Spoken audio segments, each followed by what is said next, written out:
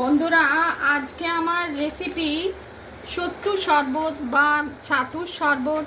আমি কীভাবে summer special আমি কিভাবে করেছি আমি বলছি। টু টাইপস অফ ছাতুর শরবত বা সত্তুর শরবত। প্রথমে 4 চামচ একটা বাউলে নর্মাল জল নিয়ে 4 চামচ ছাতু, নুন, চিনি পরিমাণ মতো, আর লেবুর রস, ভাজা জিরে গুঁড়ো, গোলমরিচ গুঁড়ো দিয়ে একসঙ্গে মিশিয়ে একটু ধনেপাতা দিয়েছিলাম, বরফ দিয়েছিলাম। এই ছাতুর শরবত ফার্স্টটা আমি তৈরি করলাম।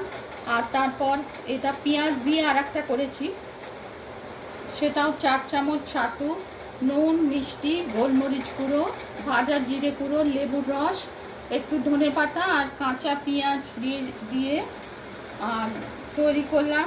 আর গ্লাসে রেখে বরফ দিয়ে পরিবেশন করছি। আর এটা এই ছাতুর শরবত বাইরের গরম হাওয়া থেকে শরীরকে রক্ষা করে, ঠান্ডা করে। বিহার ফেমাস সত্তু শরবত বা ছাতুর শরবত আপনারা তৈরি করে দেখতে পারেন। রেসিপি পছন্দ হলে লাইক করবেন, চ্যানেলটিকে সাবস্ক্রাইব করার অনুরোধ রইল।